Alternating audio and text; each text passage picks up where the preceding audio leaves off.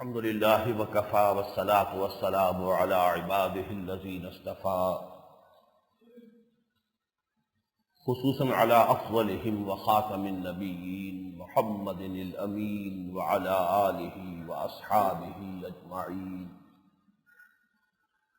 أما بعد فقد قال الله تبارك وتعالى كما ورد في سورة الأحزاب: اعوذ باللہ من الشیطان الرجیم بسم اللہ الرحمن الرحیم. یا ایہا النبی انا ارسلناک شاہدا ومبشرا ونذیرا وداعیا الی اللہ بإذنہ وسراجا منیرا وبشر المؤمنین بأن لهم من اللہ فضلا کبیرا. وقال تبارک وتعالی كما ورد في سورة سبا: وما ارسلناك الا كافة للناس بشيرا ونذيرا. وقال عز وجل كما ورد في سورة البقرة: وكذلك جعلناكم أمة وسطا لتكونوا شهداء على الناس ويكون الرسول عليكم شهيدا. وقال جل وعلا كما ورد في آخر سورة الحج: وجاهدوا في الله حق جهاده هو اجتباكم وما جعل عليكم في الدين من حرج ملة أبيكم إبراهيم هو سماكم المسلمين من قبل وفي هذا ليكون الرسول شهيدا عليكم وتكونوا شهداء على الناس. صدق الله العظيم. رب اشرح لي صدري ويسر لي امري واحلل عقدة من لساني يفقهوا قولي. اللهم ربنا الهمنا رشدنا واعذنا من شرور انفسنا.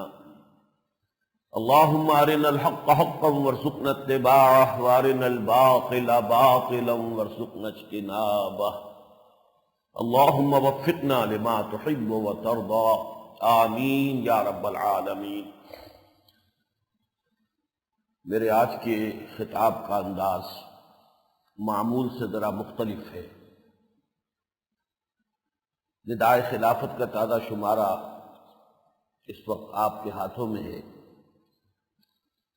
اس کے صفحہ اول پر جو عبارت ہے چوکٹے میں، آج ساری گفتگو لفظاً بلفظاً اسی کے حوالے سے ہوگی، اور جن آیات مبارکہ کی میں نے تلاوت کی ہے ان کی وضاحت کے ضمن میں اس عبارت کو خاص طور پر میں چاہوں گا کہ وہ ہمارے ذہن نشین ہو جائے، اس لیے کہ آیات مختلف مقامات سے ہیں.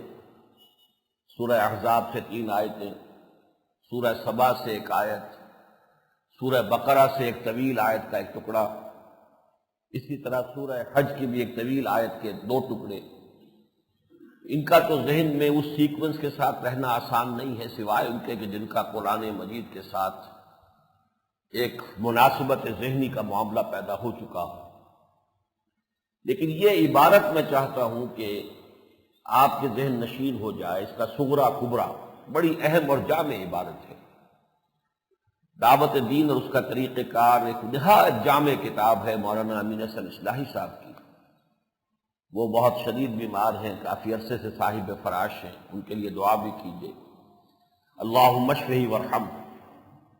بہرحال یہ کتاب جو مارکۃ الآراء کتابوں میں سے ہے ان کی، اور میں اس کا بارہا اعتراف کر چکا ہوں کہ میں نے اس سے بہت استفادہ کیا. میڈیکل کالج کے زمانے سے جبکہ میں طالب علم تھا، میں اس کتاب کا اس وقت سے ہی شائق رہا ہوں. اس کا جو ایک اہم چیپٹر ہے وہ یہ ہے کہ تبلیغ کا مقصد کیا ہے، تبلیغ کس لیے. تبلیغ کا لفظ عام ہے جو ہم استعمال کرتے ہیں. اب بہت بڑی جماعت تبلیغی جماعت کے نام سے آج دنیا میں موجود ہے، اور اس میں کوئی شک نہیں کہ تبلیغ کا عمل جو ہے، جو اس جماعت کے منظر عام پر آنے سے قبل محض فرقے وارانہ تبلیغ کی ایک شکل اختیار کر گیا تھا، اس جماعت اور اس تحریک کے منظر عام پر آنے کے بعد سے اس میں جو بنیادی چیزیں ہیں دین کی، کلمہ ہے، نماز ہے، روزہ ہے، اختلافی مسائل سے علیحدہ رکھتے ہوئے ان چیزوں پر زور دیا جا رہا ہے۔ بہرحال تبلیغ کا مقصد کیا ہے؟ تبلیغ میں کوئی شخص وقت صرف کرتا ہے، کوئی محنت صرف کرتا ہے، کوئی پیسہ لگا، کس لیے؟ غرض و غایت کیا ہے؟ آیا یہ محض کوئی اضافی نیکی ہے یا یہ کوئی فرض عین ہے؟ زمین و آسمان کا فرق واقع ہو جائے گا۔ اگر تو کوئی اضافی نیکی ہے جیسے نوافل ہوتے تو انسان چاہے نوافل ادا کرے چاہے نہ کرے گناہ گار نہیں ہوگا۔ فرض کا ادا کرنا لازم ہے، فرض جان بوجھ کر ایک بھی چھوڑ دیا تو گناہ کبیرہ ہو جائے گا۔ تو فرض اور نفل، ویسے ہمارے ہاں جو فقہ حنفی کی روح سے پھر اس میں نوافل کے اندر مختلف تقسیمیں ہیں۔ ان میں سے جو سب سے زیادہ جس پر حضور کا دوام تھا، عام طور پر اہل حدیث حضرات یا جو مسلک سلفی سے تعلق رکھنے والے وہ ان سب کو کہتے ہیں کہ یہ نفل ہی ہے۔ فرض اور نفل دو ہی چیزیں ہوتی ہیں، ایک وہ شے ہے کہ جو لازم ہے، ایک وہ شے ہے کہ لازم نہیں ہے اور وہ آپ کے اختیار پر ہے۔ تو اس حوالے سے سنت مؤکدہ، پھر سنت، واجب، یہ سب چیزیں جو ہیں یہ در حقیقت ایک کیٹیگری میں بھی آ جاتی ہیں، وہ نفل کی ہے۔ تو اگر تو کوئی شاید نفل ہے تو ٹھیک ہے، پھر والنٹری ہے انسان کا معاملہ، چاہے تو کرے چاہے نہ کرے، اس کا چوائس ہے۔ اگر فرض ہے تو پھر کرنا پڑے گا۔ فرض ہے تو اس کی فرضیت کی بنیاد کیا ہے؟ یہ ہے در حقیقت جو اس کا عنوان میں نے اس عبارت کا لگایا ہے کہ دعوت و تبلیغ دین اور قیام نظام خلافت، اس کا آپس میں کیا ربط اور تعلق ہے۔ یہ عبارت جو کہ تو ہے مولانا اصلاحی صاحب کی کتاب سے، ان میں صرف ایک جگہ پر بریکٹ میں نے اس کی وضاحت کی ہے، وہ سامنے بعد میں آ جائے گی۔ سب سے پہلے جو اس میں جملہ آیا ہے، آن حضرت صلی اللہ علیہ وسلم پر تمام دنیا میں قیامت تک کے لیے تبلیغ کی جو ذمہ داری ڈالی گئی تھی، یہ جملہ اس اعتبار سے بہت اہم ہے کہ شاید بہت سے لوگ چونک گئے ہوں۔ یہ کیا حضور پر قیامت تک کی تبلیغ کی ذمہ داری تھی؟ حضور کی حیات دنیاوی تو ختم ہو گئی، سن 11 ہجری میں آپ کا انتقال ہو گیا۔ نتیجتاً یہ کہ اس کے بعد سے تو اب آپ براہ راست بنفس نفیس تو وہ فریضہ تبلیغ ادا نہیں کر رہے۔ لیکن کیا حضور صرف عرب کے لیے بھیجے گئے تھے؟ یہ ہے وہ پہلا جملہ جس کے لیے میں نے آپ کو یہ آیات سنائی، 2 آیتیں، بلکہ 3 آیتیں تو سورہ احزاب کی اور 1 آیت سورہ سبا کی۔ 4 آیتوں میں در حقیقت جو کچھ بیان ہوا ہے وہ اس ایک جملے میں یہاں آیا ہے۔ سورہ احزاب کی آیات، یا ایھا النبی انا ارسلناک شاہدا ومبشرا ونذیرا، اے نبی صلی اللہ علیہ وسلم ہم نے بھیجا ہے آپ کو گواہ بنا کر، شاہد بنا کر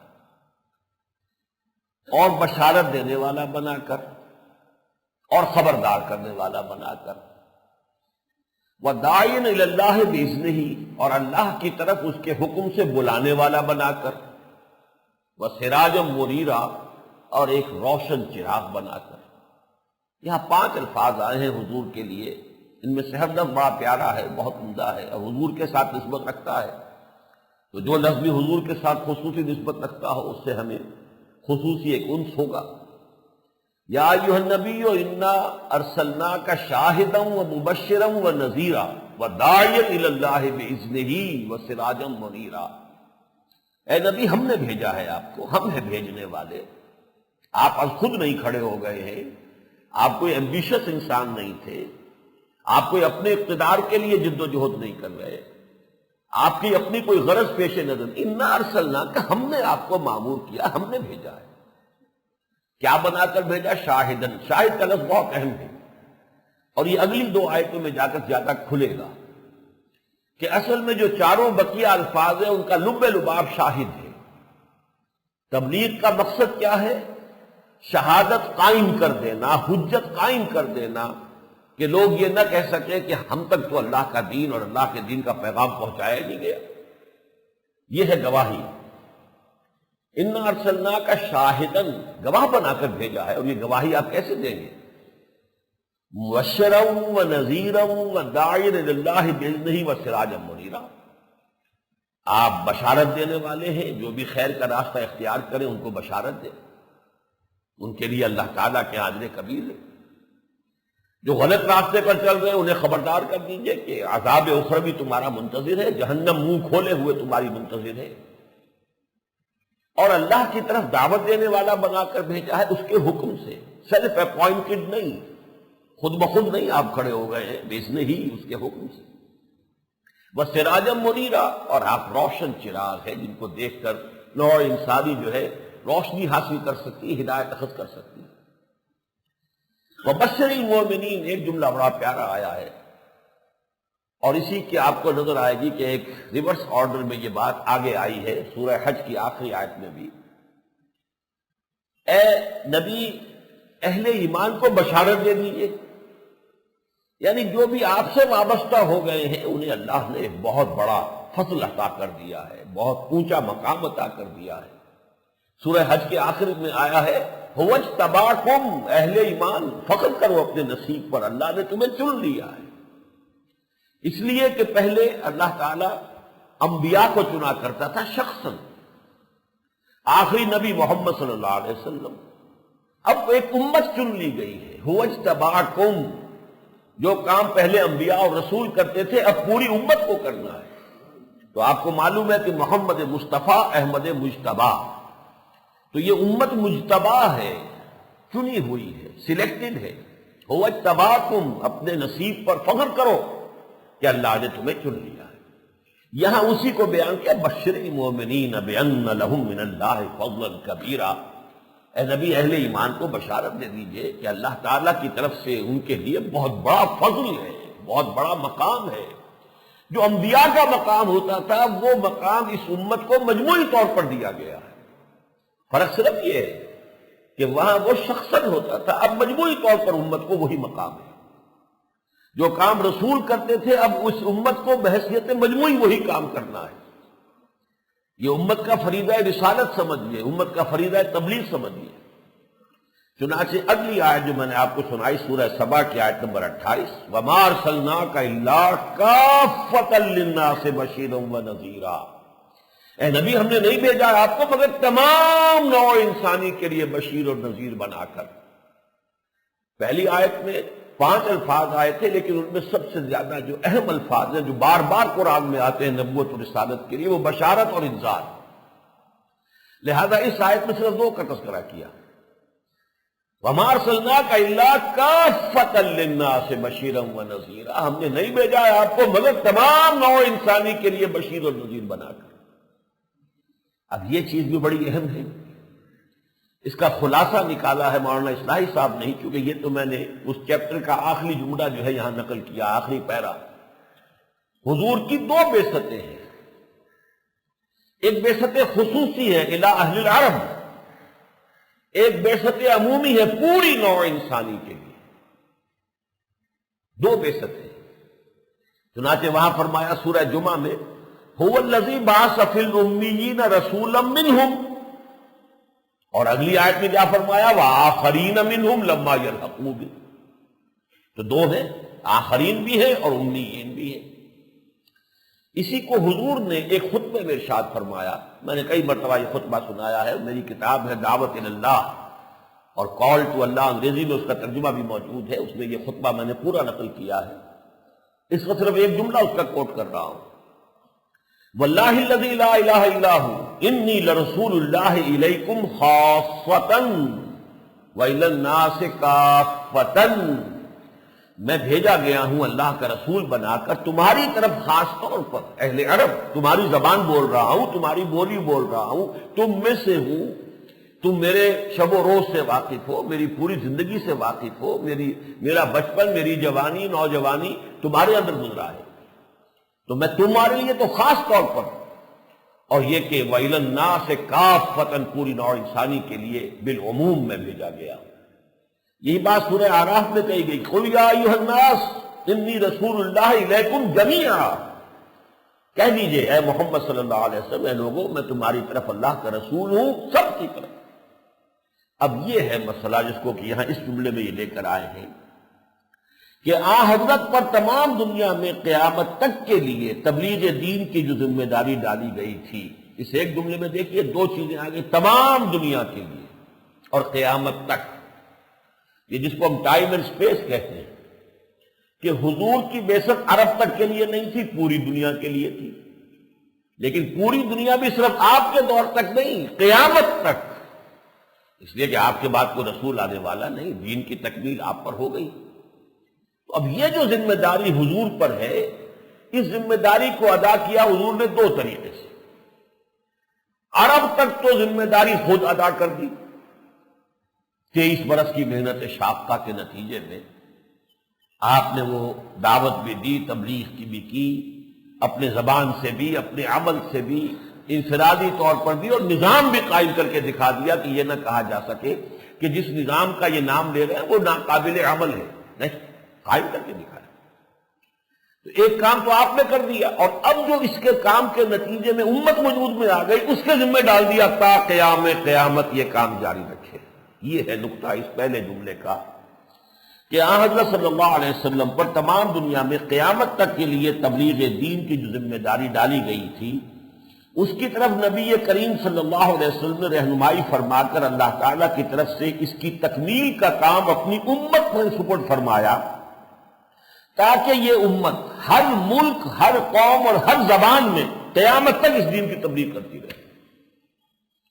یہ امت بھی تو ملٹی نیشنل ہے نا، عرب بھی آئے وہ عربی میں عربوں کو تبلیغ کرے، ایرانی آ گئے وہ فارسی میں فارسی جانوں کو تبلیغ کرے، ہندوستان میں آئے تو ہندی زبان میں تبلیغ ہوئی، اس کے بعد اردو زبان ڈیولپ ہو گئی تو اردو میں تبلیغ ہوئی۔ تو دنیا میں ہر قوم پر تبلیغ ہونی چاہیے اس کی زبان پہ، ہر ملک میں اور ہر زبان میں وہ تبلیغ کا فرض ادا کرے۔ کون؟ یہ امت مسلمہ صلی اللہ علیہ وسلم۔ اب اگلا جملہ پڑھیے، اس تبلیغ کے لیے اللہ تعالیٰ کی طرف سے یہ شرط مقرر ہے، یعنی تبلیغ ایک ایسی ہوتی ہے کہ بس جا کر ایک تقریر کی وما علینا الا البلاغ، بس ہم نے تو جو بات کی پہنچاتی، یہ تو نہیں ہوتا۔ حضور بھی اگر ایک بات کہہ کر مکے والوں سے کہتے بس میری چھٹی ہو گئی، میں نے تمہیں بات پہنچا دی، اب تم جانو تمہارا کام، ایسا نہیں۔ تبلیغ جو ہے وہ تو ایک بڑا مسلسل عمل ہے، پہم جد و جہد چاہتا ہے، مسلسل کوشش چاہتا ہے۔ چنانچہ دیکھیے یہاں الفاظ بڑے عمدہ ہیں، اس تبلیغ کے لیے اللہ تعالیٰ کی طرف سے یہ شرط مقرر ہے کہ یہ دل سے کی جائے، زبان سے کی جائے، عمل سے کی جائے، بلا تقسیم و تفریق پورے دین کی جائے، بے خوف لومت لائم اور بے رو رعایت کی جائے، اور اگر ضرورت ہو تو جان دے کر کی جائے۔ ایک لفظ بہت قیمتی ہے اس میں، پہلے تو دل سے شہادت ہے، وہی ذات واحد عبادت کے لائق، زبان اور دل کی شہادت کے لائق، دل سے گواہی، لا الہ الا اللہ محمد رسول اللہ، دل سے گواہی، پھر زبان سے گواہی، زبان سے گواہی پورے دین کی۔ پھر یہ صرف آپ نے زبان سے کہہ دیا، اپنے عمل سے تو اس کا نمونہ پیش نہیں کیا، تو تبلیغ کیا خاک ہوئی؟ آپ نے تو اپنے عمل سے اپنی تبلیغ کو جھٹلا دیا، کہہ کچھ رہے کر کچھ رہے۔ تو تبلیغ کا تقاضا تب پورا ہوگا جب آپ عمل میں وہی کر کے دکھائیں۔ اچھا پھر عمل آپ نے صرف نماز کو پڑھ کے دکھا دی لوگوں کو، یہ نماز اس طرح پڑھتے ہیں، لیکن وہ دین قائم کر کے نہیں دکھایا کہ دین کی سیاست ایسی ہوتی ہے، دین کا قانون ایسا ہوتا ہے، دین کی معاشرت ایسی ہوتی ہے، دین کی معاشی تعلیمات یہ ہے، اس کی یہ برکات ہے، اس کی یہ خوبی، دکھائی دیا آپ نے۔ اس حوالے سے اور دین کا کوئی حصہ بھی آپ نے چھپا لیا تو گونگے شیطان ہو جائیں گے، یہ چیز تو فلاں کو اچھی نہیں لگے گی، یہ میں نہ کہوں، مارے گا، برباد ہو گئے، ساری آپ کی جد و جہد زیرو سے ضرب کھا جائے گی۔ بے لومت لائم، کسی کی رعایت نہ ہو، بے رو رعایت، اور بے لومت لائم کہ کوئی بھی ملامت کرے تو کرے، جو دین کی بات ہے وہ مجھے کہنی ہے، جو دین کا حکم ہے اس پر عمل کرنا ہے، جو دین کا نظام ہے دنیا اسے دقیانوسی کہے، مجھے اسے قائم کرنا ہے، اور یہ کہ اس جد و جہد میں ضرورت پڑے تو جان دے دی جائے، یہ ہے اس شہادت کی ذمہ داری ادا کرنے کا تقاضا۔ یہ جملہ پھر پڑھیے، اس تبلیغ کے لیے اللہ تعالیٰ کی طرف سے یہ شرط مقرر ہے۔ ویسے یہ کتاب اگر آپ پڑھیں دعوت الدین، اس کا طریقہ کار، اس کا یہ دوسرا چیپٹر ہے، 14-15 صفحات ہے، جس کا بھی خلاصہ پھر یہ نکالا گیا ہے۔ اس تبلیغ کے لیے اللہ تعالیٰ کی طرف سے یہ شرط مقرر ہے کہ یہ دل سے کی جائے، زبان سے کی جائے، عمل سے کی جائے، بلا تقسیم و تفریق پورے دین کی جائے، بے خوف لومت لائم اور بے روح رعایت کی جائے، اور اگر ضرورت داعی ہو تو جان دے کر کی جائے۔ شہادت اسی کو تو کہتے ہیں۔ جب اس گواہی میں جان دے دی اب وہ شہید ہو گیا، اب وہ گویا کہ مستحق ہو گیا کہ یہ خطاب اسے عطا کر دیا جائے۔ ز نوری سنجمی خواہی، ز خاکی بے شذا خواہی، چنا خدرا نگہ داری کہ بائی بے نیازی ہا، شہادت بر وجود خود سے خون دوست کا خواہی۔ اے اللہ تو اپنے دوستوں، اپنے اولیاء، اپنے جانثاروں کے خون سے چاہتا ہے کہ گواہی دے تیرے دین کی اور تیری توحید کی۔ یہ دو جملے ہو گئے، اب ہے تیسرا جملہ جو ذرا موٹے الفاظ میں لکھا ہوا ہے، اس پر توجہ کیجیے۔ اس جماعتی فرض کے ادائیگی کا باضابطہ ادارہ خلافت کا ادارہ تھا۔ یہ ہے تعلق۔ تبلیغ دین، دعوت دین کا خلافت سے کیا تعلق ہے؟ جب تک یہ ادارہ موجود تھا ہر مسلمان اس فرض کی ذمہ داریوں سے سبکدوش تھا۔ اس میں پورا فلسفہ ہے، لیکن اس کو سمجھ لیجئے کہ وہ فلسفہ کیا ہے۔ کوئی ایک مثال سے آپ سمجھیں گے۔ فرض کیجئے آپ کسی ایسے علاقے میں رہتے ہیں جہاں کوئی نظم نہیں، کوئی حکومت نہیں، کوئی پولیس نہیں، کوئی فوج نہیں، تو آپ کو اپنی حفاظت کی خود ذمہ داری اٹھانی پڑے گی۔ رات کو خود پہرا دینا ہوگا، گھر کے لوگ باری باری جاگیں گے، باری باری سوئیں گے، کیا پتا کس وقت اس طرف سے دشمن ہو جائے۔ یہ انفرادی ذمہ داری بن گئی ہر ایک کی۔ لیکن ایک نظم ہے، ایک اسٹیٹ ہے، ایک ریاست ہے قائم ہے۔ اب اس کے تحت کیا ہے؟ ایک فوج کا ادارہ ہے، سرحدوں کی حفاظت وہ کر رہی ہے۔ انڈین آرمی گھس کے تو نہیں آ سکتی، ورنہ اگر سرحدوں پر فوج نہ ہو تو نہ معلوم کب آ کر وہ ہمیں بھیڑیوں اور چیتوں اور شیروں کی طرح پھاڑ کے کھا جائے۔ وہ فوج ہے۔ اندرونی طور پر پولیس ہے، عدالتیں ہیں، جیلیں ہیں، کس لیے؟ تاکہ امن و امان قائم رہے۔ یہ دوسری بات ہے کہ پولیس اور عدالتوں کا معاملہ ہمارے یہاں کرپشن کی وجہ سے غیر مؤثر ہو گیا ہے۔ کچھ قانون جو ہے ایسا ہے، ڈھیلا ہے، اس میں جرم کا ثابت ہونا بڑا مشکل کام ہے۔ اس حوالے سے بھی، اور کچھ کرپشن ہے، اس میں رہی صحیح کسر پوری کرنی، ورنہ اصلاً جو ہے اس پولیس کے ہوتے ہوئے اور یہ عدالتی نظام ہے، یہ جیلیں ہیں، سب کچھ ہے، اس کے بعد تو کوئی قتل و غارت، کوئی ڈاکے نہیں ہونے چاہیے۔ تو اصولی بات کہہ رہا ہوں کہ ان دونوں چیزوں میں جو فرق ہے کہ اگر کوئی ریاست نہیں ہے، کوئی اسٹیٹ نہیں ہے، کوئی فوج نہیں ہے، کوئی پولیس نہیں ہے، تو اپنی حفاظت کی ذمہ داری سیلف ڈیفنس ہر شخص پر خود آ گئی۔ جب آپ نے نظام بنا لیا، ریاست بنا لی، اب شہریوں کا کام کیا؟ ٹیکس دے۔ وہ ٹیکس دیں گے، کماتے ہیں، اس میں ٹیکس دیتے ہیں۔ اس ٹیکس سے فوج رکھی جا رہی ہے، وہ فوج سرحدوں کی حفاظت کر رہی ہے کہ کوئی دشمن جو ہے ہماری سرحدوں میں گھس نہ آئے، اور اسی ٹیکس سے یہ پولیس کا اور اس کا نظام ہے تاکہ امن و امان رہے۔ اب یہ ہے کہ شہری کا حق ہے کہ اس نے ٹیکس دے دیا ہے اور وہ پاؤں پھیلا کر سوئے۔ یہ اصول اگر سمجھ لیا تو اسی طرح سمجھ لیجئے کہ جب مسلمان جد و جہد کر کے، کوشش کر کے ایک خلافت کا نظام قائم کر دے تو اب دین کی تبلیغ مزید پوری دنیا تک کرنا اس خلافت کے نظام کی ذمہ داری ہے۔ افراد سبکدوش ہو گئے، افراد تو اس نظام کو سپورٹ کریں گے۔ فرض کیجیے کہ جنگ ہو رہی ہے، جیسے کہ حضرت عمر رضی اللہ تعالیٰ عنہ کے عہد خلافت میں شام کے محاذ پر جنگ ہو رہی ہے، وہاں سے پیغام آیا کہ 10,000 آدمی اور چاہیے، دشمن کی بہت بڑی فوج آ گئی ہے۔ اب یہاں اعلان ہو جائے گا 10,000 آدمی نکل گئے، وہ چلے گئے، باقی سب پاؤں پھیلا کے سو۔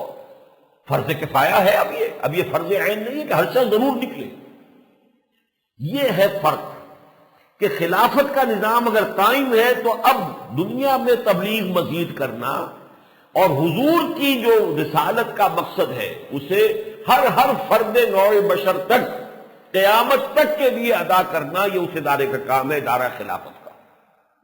اب افراد بری ہو گئے، جو خلافت کا حکم ہوگا وہ مان لیں گے، جو کہیں گے کہ اتنا ٹیکس دو، اتنا چندہ دو، یہ کرو، وہ دے دیں گے۔ ہاں جب ضرورت ہوئی، فرض کیجئے کبھی ایسا بھی وقت آ جائے گا کہ اب ہر شہری جو ہے، صحت مند آدمی جو ہے وہ میدان میں نکلے، ایسا وقت تو تب نکلنا پڑے گا، وہ نفیر عام ہو جائے گی، جیسے کہ غزوہ تبوک کے موقع پر حضور نے کی، اس سے پہلے کبھی نہیں کی۔ تشویق اور ترغیب سے کہا جاتا تھا اللہ کے راستے میں نکلو، لیکن لازم کیا گیا غزوہ تبوک کے لیے، اس لیے کہ اس قدر بڑا مرحلہ تھا، وقت کی عظیم ترین سلطنت روما کے ساتھ ٹکراؤ ہو رہا تھا۔ تو اب یہ بات آپ نے سمجھ لی، تیسرا جملہ جیم سے جو ہے، اس جماعتی فرض کی ادائیگی کا باضابطہ ادارہ خلافت کا ادارہ تھا، اور جب تک یہ ادارہ موجود تھا ہر مسلمان اس فرض کی ذمہ داریوں سے سبکدوش تھا، یعنی انفرادی سطح پر اب ذمہ داری نہیں ہے، یہ اجتماعی طور پر جیسے ریاست ہے وہ دفاع بھی کر رہی ہے سرحدوں کا اور امن و امان کی ذمہ دار بھی ہے۔ اب آئیے تیسرا، اس ادارے کے منتشر ہو جانے کے بعد اب کیا کریں؟ خلافت کا ادارہ نہیں ہے، اس ادارے کے منتشر ہو جانے کے بعد اس فرض کی ذمہ داری امت کے تمام افراد پر ان کے درجے اور استعداد کے لحاظ سے تقسیم ہو گئی۔ اب گویا کہ وہ انارکی آ گئی، اب دینی اعتبار سے انارکی ہے۔ جب نظام خلافت نہیں، ایک امیر المومنین نہیں، پورا نظام نہیں، دین کی شہادت کا اور دین کی تبلیغ اور دعوت کا کام نہیں ہو رہا ہے، تو جیسے کہ اگر اسٹیٹ جو ہے ڈس انٹیگریٹ ہو جائے، نظام ختم ہو جائے، انارکی پیدا ہو جائے، تو ہر شخص کو اپنی حفاظت خود کرنی پڑے گی۔ اسی طرح اس ادارہ خلافت کے ختم ہو جانے کے بعد اب یہ تبلیغ کی ذمہ داری ہر فرد پر ہے۔ البتہ دو الفاظ یہاں بڑے عمدہ آ گئے ہیں، ہر فرد پر برابر نہیں ہے، درجے اور استعداد کے اعتبار سے جو جتنے بلند مقام پر ہے اتنا ہی زیادہ ذمہ دار بھی ہے، جیسے کہ حضور کی حدیث ہے کہ ہر سربراہ جو ہے خاندان کا وہ پورے خاندان کی طرف سے ذمہ دار ہے، جو اس کی بیوی ہے وہ اپنے بچوں کے لیے ذمہ دار ہے، کوئی شہر کا حاکم ہے وہ وہاں کے لیے ذمہ دار ہے۔ تو اس حوالے سے یہ اپنا درجہ بھی ہوگا اور استعداد بھی ہوگی، کسی میں اللہ نے صلاحیت کم رکھی ہے اسی درجے میں اللہ تعالیٰ حساب لے لے گا، لا یکلف اللہ نفسا الا وسعها۔ تو ہر درجہ اور استعداد کے لحاظ سے تقسیم ہو گئی۔ اب اس فرض کی مسئولیت اور ذمہ داری سے سبکدوش ہونے کے لیے دو ہی راہیں مسلمانوں کے لیے باقی رہ گئی ہیں، یا تو اس ادارے کو قائم کریں، اگر ادارہ قائم ہو جائے گا افراد بری ہو جائیں گے، یا کم از کم اس کو قائم کرنے کے لیے سر دھڑ کی بازی لگا دیں۔ اس کو اگر آپ کریں گے، مزید وضاحت تو ایک ہی بات بنی، دو نہیں ہے، یا کیسے قائم کریں ہمارے اختیار میں تو نہیں ہے، سر دھڑ کی بازی لگائیں، اگر اللہ تعالیٰ کو منظور ہو تو قائم ہو جائے، نہ ہو تو ہم تو سرخرو ہو جائیں گے اللہ کے ہاں جا کر، معذرتاً الی ربکم، پروردگار کے حضور میں جا کر عذر تو پیش کر سکیں گے کہ اے پروردگار اس ماحول میں ہم نے دنیا بنانے کی فکر نہیں کی، جائیداد بنانے کی فکر نہیں کی، اپنے پروفیشن کے اندر شائن کرنے کی اور اس کے اندر زیادہ سے زیادہ نمایاں ہونے کے لیے اپنی صلاحیتوں کو نہیں لگایا، اپنی صلاحیتیں تن من دھن تیرے دین کی اس تبلیغ کے لیے، اس ادارہ خلافت کو قائم کرنے کے لیے ہم نے اپنا تن من دھن لگا دیا، تو سرخرو ہو جائیں۔ یہ ہے تعلق دعوت و تبلیغ دین کا نظام خلافت کے قیام کے ساتھ۔ یعنی یوں سمجھیے کہ یہ صرف ایک سیاسی نظام نہیں ہے۔ ایک تو یہ ہے کہ آدمی سوچے کہ ایک نظام حکومت ڈیموکریسی کا ہے، ایک نظام حکومت آمریت کا ہے، ایک اور نظام ہے جو ون پارٹی ڈکٹیٹرشپ کا ہے، اور نظام ہے مختلف ہیں، لیکن یہ کہ اس ایک خلافت کا بھی ایک نظام ہے، صحیح ہے، خلافت کا اپنا ایک نظام ہے، اس کا ایک ڈھانچہ ہے، لیکن خلافت کا قائم کرنا یہ مسلمانوں کے لیے فرض عین ہے، اس کی جد و جہد کرنا فرض عین ہے۔ اگر وہ یہ نہیں کرتے، میں ذرا اور وضاحت سے اس کو بعد میں بیان کروں گا، پہلے جملہ مکمل پڑھنے کی جو عبارت ہے۔ اب اس فرض کی مسئولیت اور ذمہ داری سے سبکدوش ہونے کے لیے دو ہی راہیں مسلمانوں کے لیے باقی رہ گئی ہیں، یا تو اس ادارے کو قائم کریں، یا کم از کم اس کو قائم کرنے کے لیے سر دھڑ کی بازی لگا دیں۔ اگر مسلمان ان میں سے کوئی بات نہ کریں تو وہ اس فرض رسالت کو ادا نہ کرنے کے مجرم ہوں گے جو اللہ تعالیٰ کی طرف سے ان کو سپرد کیا گیا ہے۔ دیکھیں یہ فرض رسالت امت کے سپرد کیا گیا ہے، یہ ذرا الفاظ نوٹ کیجئے، فرض رسالت امت کے سپرد کیا گیا ہے۔ اس کے لیے اب وہ دو آیتیں ذہن میں لے آئیے وَكَذَلِكَ جَعَلْنَاكُمْ أُمَّةً وَسَطًا لِتَكُونُوا شُهَدَاءَ عَلَى النَّاسِ وَيَكُونَ الرَّسُولُ عَلَيْكُمْ شَهِيدًا۔ اسی طرح تو ہم نے تمہیں بنایا ہے ایک درمیانی امت، امت وسط، تاکہ تم پوری نوع انسانی پر گواہی دو اور رسول تم پر گواہی دے۔ بڑا ایکویٹ کر دیا کہ نہیں کر دیا اللہ نے؟ ایک طرف رسول صلی اللہ علیہ وسلم کا تذکرہ ہے، علیکم شہیدہ، وہ تو ہے رسول، گویا کہ یہ فریضہ رسالت ہے جو امت کے سر پر ڈالا گیا ہے، اس کی ذمہ داری بحیثیت مجموعی۔ فرق صرف یہ ہے کہ وہاں ایک فرد کی ذمہ داری تھی، اب یہاں پر یہ امت پر بحیثیت مجموعی ذمہ داری آ گئی، اور ہر فرد پر آ گئی، اس کی استعداد کے اعتبار سے، اس کے درجے کے اعتبار سے۔ دوسری آیت بھی پڑھ لیجئے، ویسے بھی نوٹ کر لیجئے کہ سورہ بقرہ کی جو یہ آیت آئی ہے وَكَذَلِكَ جَعَلْنَاكُمْ أُمَّةً وَسَطًا لِتَكُونُوا شُهَدَاءَ عَلَى النَّاسِ وَيَكُونَ الرَّسُولُ عَلَيْكُمْ شَهِيدًا، یہ کس کانٹیکسٹ میں آئی ہے؟ تحویل قبلہ کا حکم آیا۔ تحویل قبلہ 16 مہینے تک حضور مدینے میں آنے کے بعد نماز پڑھتے رہے بیت المقدس کی طرف رخ کر کے، اسی لیے اسے قبلہ اول کہہ دیا جاتا ہے۔ پھر حکم آیا نہیں، بدل دیجئے اپنا رخ۔ فرمایا جا رہا ہے یہ جو تحویل قبلہ ہے در حقیقت یہ ایک امت کی معزولی اور دوسری امت کے اس منصب کے اوپر نصب کیے جانے کی علامت ہے۔ اب تک وقت تھا سابقہ امت کا، امت بنی اسرائیل، امت موسیٰ علیہ السلام، اب ہے امت محمد کا صلی اللہ علیہ وسلم، اور اس کا مرکز، اس کا قبلہ بیت اللہ ہے، اس کا مرکز، اس کا قبلہ یروشلم تھا، لہذا تحویل ہو گئی ہے۔ اب یہ ذمہ داری جو بنی اسرائیل پر تھی پہلے، اب یہ ذمہ داری امت محمد صلی اللہ علیہ وسلم پر چونکہ ڈال دی گئی، اس کی علامت کے طور پر تحویل قبلہ ہوا ہے۔ سَيَقُولُ السُّفَهَاءُ مِنَ النَّاسِ مَا وَلَّاهُمْ عَنْ قِبْلَتِهِمُ الَّتِي كَانُوا عَلَيْهَا قُلْ لِلَّهِ الْمَشْرِقُ وَالْمَغْرِبُ يَهْدِي مَن يَشَاءُ إِلَىٰ صِرَاطٍ مُّسْتَقِيمٍ۔ ان قریب کہیں گے یہ نہ سمجھ لوگ کہ کس چیز نے ان کا رخ پھیر دیا اس قبلے سے جس پر یہ تھے۔ پہلے تو قبلہ تھا بیت المقدس کی طرف رخ کر کے نماز پڑھ رہے تھے 16 مہینے تک، اب کیا ہوا؟ کیوں ادھر رخ کر دیا؟ وَكَذَلِكَ جَعَلْنَاكُمْ أُمَّةً وَسَطًا لِتَكُونُوا شُهَدَاءَ عَلَى النَّاسِ، یہ اصل میں علامت ہے، یہ سمبل ہے، یہ علامت ہے اس کا کہ اس امت کا اب دور ختم ہو گیا، ٹینیور ختم ہو گیا، اب ایک نئی امت کا ٹینیور شروع ہو رہا ہے، اور اس امت کا مرکز اب کعبہ ہے۔ وَكَذَلِكَ جَعَلْنَاكُمْ أُمَّةً وَسَطًا، اچھا یہ نئی امت کو اگر یہاں پر جیسے تاج پوشی ہوتی ہے کسی بادشاہ کی، ایسے ہی اس امت کی تاج پوشی ہو گئی، اسی لیے میں نے توجہ دلائی تھی هُوَ اجْتَبَاكُمْ، وہ آیت بھی ابھی ہمیں پڑھنی ہے، تمہیں چن لیا ہے، تمہاری تاج پوشی ہو گئی ہے۔ تو یہاں فرمایا کہ تمہیں اس لیے چن لیا گیا لِتَكُونُوا شُهَدَاءَ عَلَى النَّاسِ وَيَكُونَ الرَّسُولُ عَلَيْكُمْ شَهِيدًا، کہ جو رسالت کی ذمہ داری محمد صلی اللہ علیہ وسلم نے تم پر ادا کی ہے، تمہیں وہ ادا کرنی ہے پوری نوع انسانی کے لیے۔ اور حضور نے کس طرح کی؟ زبان سے کی، دل سے کی، عمل سے کی، جد و جہد کر کے کی، اپنا خون بھی جو ہے اس میں بہایا ہے، اپنے بہترین جو ہے جو جانثار تھے ان کی جانوں کا نذرانہ پیش کرنا پڑا، تب جا کر گواہی ہوئی ہے۔ دوسری آیت کیا ہے؟ یہ سورہ حج کی آخری آیت ہے، وَجَاهِدُوا فِي اللَّهِ حَقَّ جِهَادِهِ هُوَ اجْتَبَاكُمْ، جہاد کرو اللہ کی راہ میں جتنا کہ جہاد کا حق ہے۔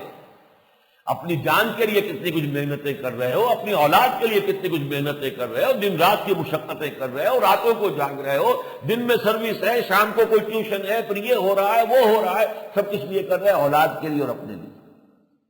تو سوچو اللہ کا حق کتنا ہے تم پر، اولاد کا حق کتنا ہے، تمہارے اپنے نفس کا حق کتنا ہے، اللہ کا حق کتنا ہے؟ اللہ کا جتنا حق ہے اتنا جہاد کرو اس کے لیے۔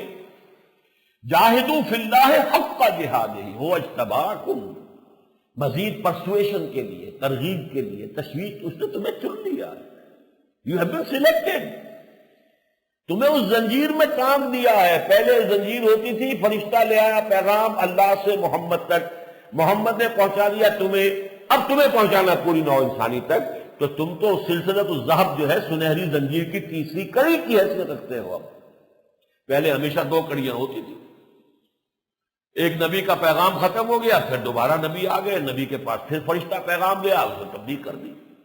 اب یہ ہے کہ وہ پیغام اللہ نے مکمل کر دیا۔ الیوم اکملت لکم دینکم واتممت علیکم نعمتی ورضیت لکم الاسلام دینا۔ اس قرآن کی حفاظت کا ذمہ بھی لے لیا، انا نحن نزلنا الذکر وانا لہ لحافظون۔ اب اس کی تبلیغ ہے، اس کو پھیلانا یہ تمہارے ذمہ ہے۔ وجاہدوا فی اللہ حق جہادہ هو اجتباکم، اور اس کے بعد چل کر اسی آیت میں الفاظ آئے لِيَكُونَ الرَّسُولُ شَهِيدًا عَلَيْكُمْ وَتَكُونُوا شُهَدَاءَ عَلَى النَّاسِ، تاکہ رسول گواہ ہو جائیں تم پر اور تم گواہ ہو جاؤ پوری نوع انسانی پر۔ اس لیے یہ لفظ ذرا نوٹ کر لیجئے کہ یہ فریضہ رسالت ہے در حقیقت۔ اگر مسلمان ان میں سے کوئی بات نہ کرے، نہ تو خلافت کا ادارہ قائم کرے، نہ کرنے کے لیے تن من دھن کی بازی لگائیں، اگر مسلمان ان میں سے کوئی بات نہ کرے تو وہ اس فرض رسالت کو ادا نہ کرنے کے مجرم ہوں گے جو اللہ تعالیٰ کی طرف سے ان کو سپرد کیا گیا ہے، اور صرف اپنی ہی غلط کاریوں کا وبال اپنے سر پر نہ لیں گے بلکہ خلق کی گمراہی کا وبال بھی ان کے سر آئے گا۔ یہ جملہ پھر بہت اہم آگے ہے کہ جملے کے اندر اس میں جو ہے مضامین ہے۔ اگر آپ کے ذمے کوئی پیغام پہنچانا تھا اور آپ نے نہیں پہنچایا، میں بہت سادہ مثال ہمیشہ دی ہے، پھر دوہرا رہا ہوں، آپ کو کوئی ایسی بات ضروری آ پڑی ہے کہ اگر وہ کام نہیں ہوا تو بہت بڑا نقصان ہو جائے گا۔ آپ کسی دوست کو عزیز کو پیغام بھیجتے ہیں کہ بھائی کل شام تک یہ کام ضرور ہو جانا چاہیے ورنہ میرا بڑا نقصان ہو جائے گا۔ اب وہ کام نہیں ہوا، نقصان ہو گیا آپ کا۔ آپ اب غصے میں آگ بگولا ہو کر گئے اس عزیز کے پاس کہ اللہ کے بندے، میں نے تمہیں پیغام بھیجا تھا، تم نے وہ کام نہیں کیا، بھلا بتاؤ میرے اس نقصان کا ذمہ دار کون ہے، تم ہو کہ نہیں؟ اگر وہ کہہ دے کہ بھائی مجھے تو آپ کا پیغام پہنچا ہی نہیں، اب کیا کہیں گے آپ؟ اس کے سامنے تو پتاشے کی طرح بیٹھ جائیں گے آپ۔ اب سارا غصہ کس پہ آئے گا؟ اب جائیں گے آپ اس پیغامبر پر، بھلے آدمی تمہارے ذمہ میں نے یہ اتنی اہم ذمہ داری لگائی، اب تم ذمہ دار ہو میرے نقصان کی۔ یہ بات صحیح ہے کہ نہیں؟ اگر پوری نوع انسانی کے لیے تبلیغ کی ذمہ داری امت پر ہے، امت کرتی نہیں، الٹی تبلیغ کر رہی ہے، اپنے عمل سے الٹی تبلیغ کر رہی ہے، اپنے عمل سے دنیا کو اسلام سے متنفر کر رہی ہے، تو دنیا کی گمراہی کی ذمہ داری کس پر آ گئی؟ امت مسلمہ پر۔ یہ وجہ ہے کہ آج ہم ذلیل ہیں۔ کیوں ذلیل ہیں؟ اللہ کو کافر پسند ہے، واللہ لا یحب الکافرین واللہ لا یحب الظالمین۔ اللہ کو تو پسند نہیں ہے، نہ کافر پسند، نہ ظالم پسند، نہ مشرک پسند۔ ہم تو بدترین مشرکوں کے سامنے اس میں سرنگوں ہیں۔ بھارت کے سامنے ہماری حالت اب کیا ہے؟ کس طرح بڑھ بڑھ کر جو ہے بات کر رہا ہے اس پر بھارت، پوری تاریخ میں کبھی اس سے اس کی ضرورت نہیں ہوئی ہے، اور ہم کس طرح دب دب کر اور کس طرح لجاجت کے ساتھ۔ مجھے تو اقبال کا وہ شعر یاد آ رہا ہے کہ میرا یہ حال بوٹ کی ٹو چاٹتا ہوں میں، ان کا یہ حکم دیکھ میرے فرش پر نرین۔ کسی کی ٹو چاٹنے کے لیے بوٹ کی ٹو زمین کے اوپر آپ کو لیٹنا پڑے گا نا، تبھی تو آپ اس کی بوٹ کی ٹو چاٹیں گے۔ اس پر بھی وہ غصے ہو رہا ہے کہ تم میرے قانون کو خراب کر رہے ہو، تم میرے قانون کے اوپر اس طریقے سے لیٹ گئے۔ میرا یہ حال بوٹ کی ٹو چاٹتا ہوں میں، اور ان کا یہ حکم دیکھ میرے فرش پر نرین۔ یہ حال ہے بھارت کا وزاوی پاکستان اس وقت۔ ان کے ڈٹ کر آ رہا ہے، ہم کوئی کمی نہیں کریں گے، ہم میزائل بھی بنائیں گے، ہم یہ بھی کریں گے، ہم وہ بھی کریں گے، ہم اپنے بجٹ میں اتنا اضافہ کریں گے، ہم کہتے ہیں نہیں صاحب، گفتگو ہوگی، بڑی بات ہوگی، بڑا کرم ہو گیا آپ کا کہ آپ نے 6 منٹ بات کر لی ہم سے ہاٹ لائن کے اوپر، اس سے بڑی تو مہربانی کوئی ہو ہی نہیں سکتی۔ کسی شے میں کوئی لچک بھارت نے نہیں دکھائی ہم سے، اس کی وجہ میں بیان کر چکا ہوں۔ اس وقت وہ ڈکٹیٹنگ پوزیشن میں آ گیا ہے امریکہ کے خلاف اس ایریا میں، کیونکہ ادھر چین اور روس ایک ہو گئے ہیں، ادھر ایران ہے جو روس کے ساتھ ملحق ہے، روسی ترکستانی ریاستیں جو ہے وہ ابھی تک روس، جیسے کہ مرغی کے نیچے انڈے ہوتے ہیں ایسے معلوم ہوتا ہے وہ 6 انڈے جو ہے ابھی روس کے نیچے رکھے ہوئے ہیں، وہ انڈے نکلنے کو تیار نہیں وہاں سے۔ وہ روسی چاہے کتنے ہی وہ کمیونزم سے جو ہے وہ بدل ہو چکے ہیں، وہ ابھی تک قائم ہے اس پر، یہ حال ہے ان کا۔ اب یہ پورا جب ایک ریجن ہو گیا ہے تو اب ظاہر بات ہے کہ اس میں تو ریجن میں تو اب بھارت ہے صرف، لہذا وہ پوری قیمت وصول کر رہا ہے۔ لیکن اس وقت میں اس موضوع پر گفتگو نہیں کرنا، یہ کیوں ہو رہا ہے یہ بات سمجھنے کی ہے۔ عالم عرب یہود کے سامنے سرنگوں، ہم بھارت کے سامنے سرنگوں۔ یہی کہا تھا نا اللہ تعالیٰ نے، لَتَجِدَنَّ أَشَدَّ النَّاسِ عَدَاوَةً لِلَّذِينَ آمَنُوا الْيَهُودَ وَالَّذِينَ أَشْرَكُوا۔ عجیب ہے یہ آیت، تم دیکھو گے کہ بدترین دشمنی میں اہل ایمان کے یہودی ہیں اور یا مشرکین ہیں، اور آج بت پرستی کا مذہب دنیا میں صرف بھارت میں رہ گیا اور کہیں بھی نہیں۔ وہ جو عربوں کی بت پرستی تھی وہ صرف بھارت میں، اس کے سامنے ہم سر مسجود ہیں، اور اسرائیل کے سامنے پوری امت عرب جو ہے وہ سر مسجود۔ ضربت علیہم الذلۃ والمسکنۃ وباؤوا بغضب من اللہ۔ یہ کیوں ہے؟ یہ اس جرم کی پاداش میں۔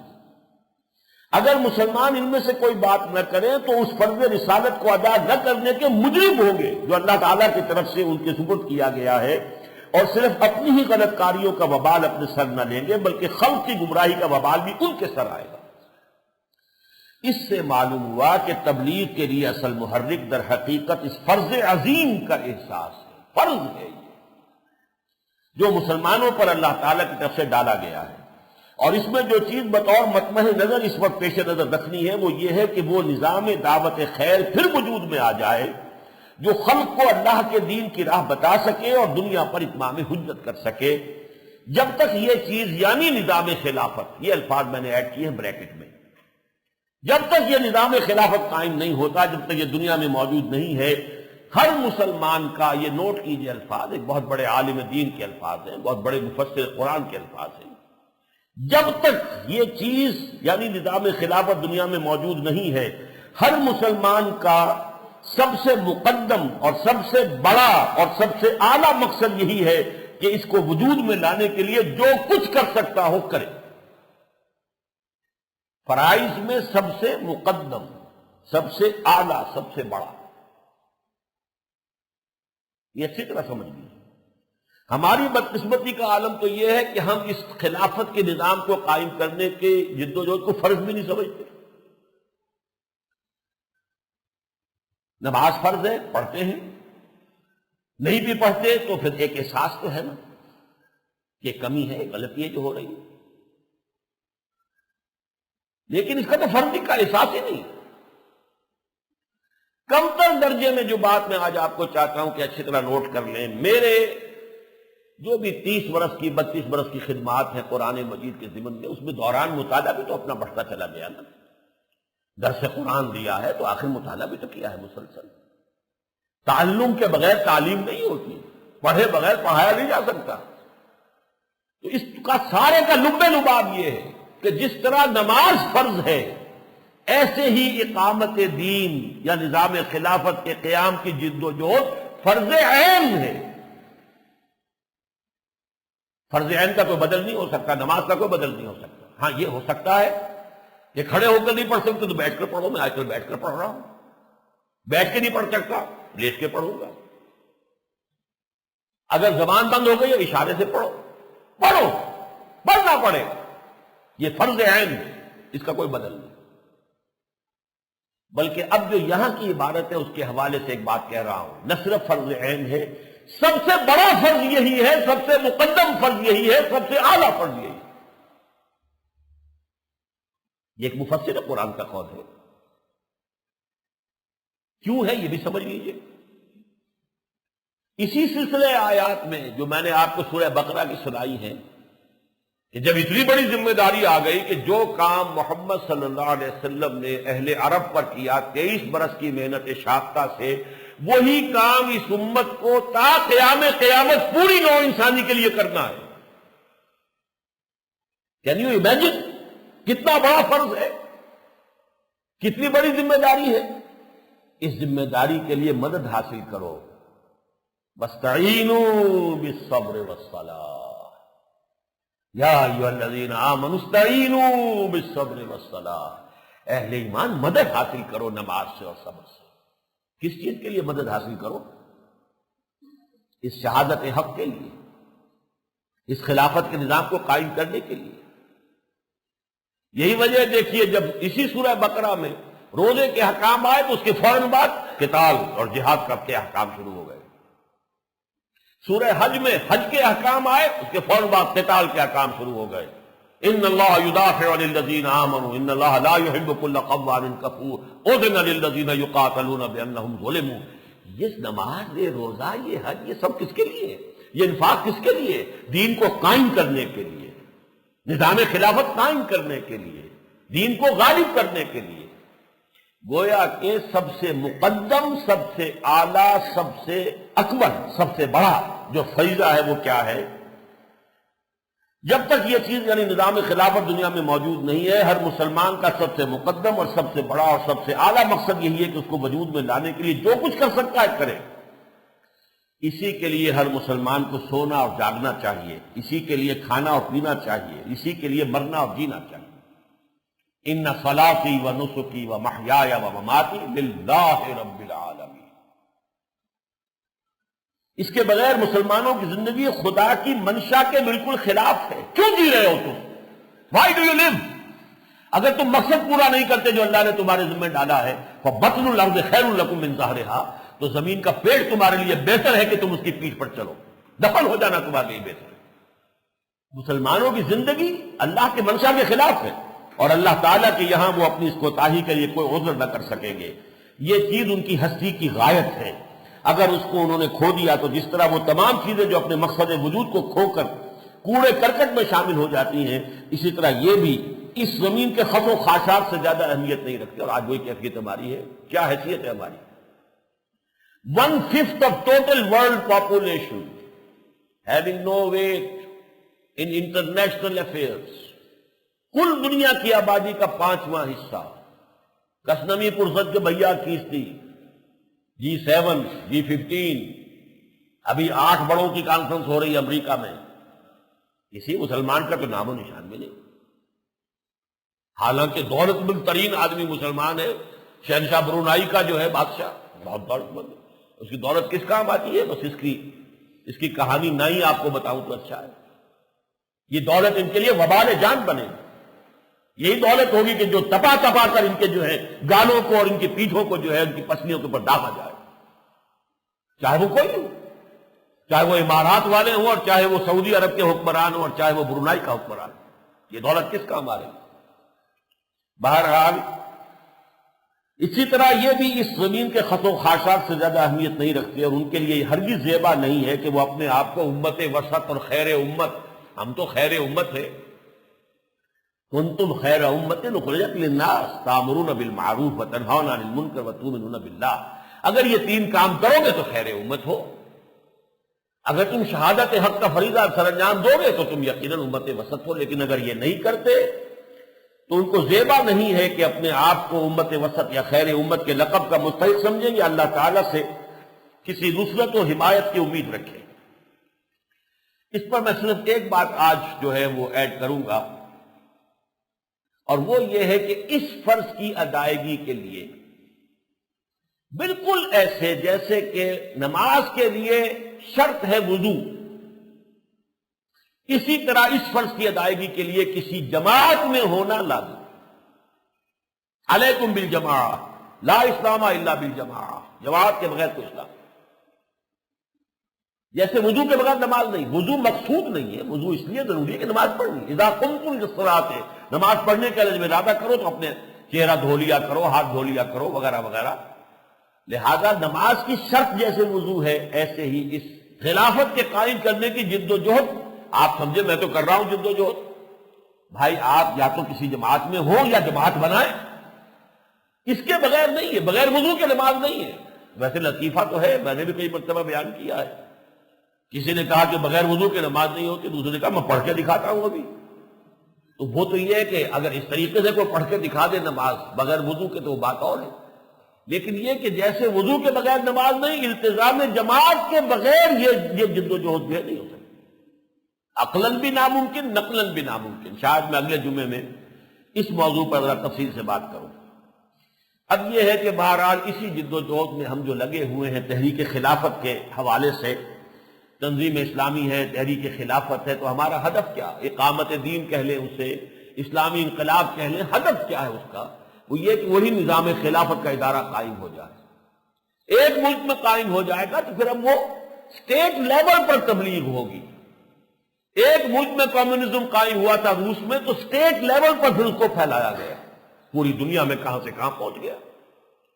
23 برس میں حضور نے صرف جزیرہ نماء عرب میں دین قائم کیا، اور اگلے 23 برس میں وہ کہاں سے کہاں پہنچ گیا، آکسس سے اٹلانٹک تک، یعنی جزیرہ نماء عرب سے کم 10 گنا رقبے کے اوپر خلافت راشدہ میں وہ نظام قائم ہو گیا۔ کیسے ہو گیا؟ حالانکہ حضور اب نہیں ہے، بنفس نفیس موجود نہیں ہے، اس لیے کہ اب اسٹیٹ لیول پر ہو رہا ہے، اب ریاست کی سطح پر ہو رہا ہے، اب نظام خلافت کی سطح پر ہو رہا ہے، اب ریاست کے وسائل و ذرائع اس کے لیے صرف ہو رہے ہیں، لہذا وہ کام اس طرح ہوگا، اور یہی ہوگا۔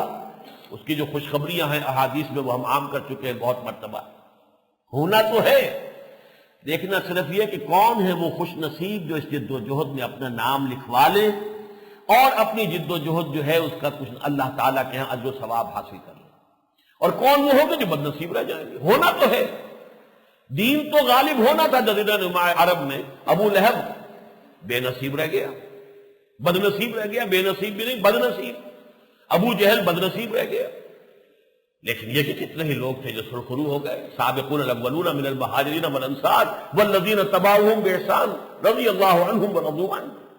تو یہ اپنا معاملہ ہے، کون خوش نصیب ہے کون بد نصیب ہے، اپنے دھندوں میں لگے رہو بس، ٹھیک ہے۔ تو آپ اس مقام کو کھو گئے، وہ تباکم کے اندر آپ کا نام درج نہیں ہوگا، آپ اس کے اعتبار سے بری ذمہ نہیں شمار ہوں گے، آپ کے اوپر جو ہے وہ وبال جو ہے صرف اپنا نہیں پوری دنیا کی گمراہی کا وبال بھی آپ کے حصے میں بھی آ جائے گا، حصہ رسدی۔ اقول قولی ھذا واستغفر اللہ لی ولکم ولسائر المسلمین والمسلمات۔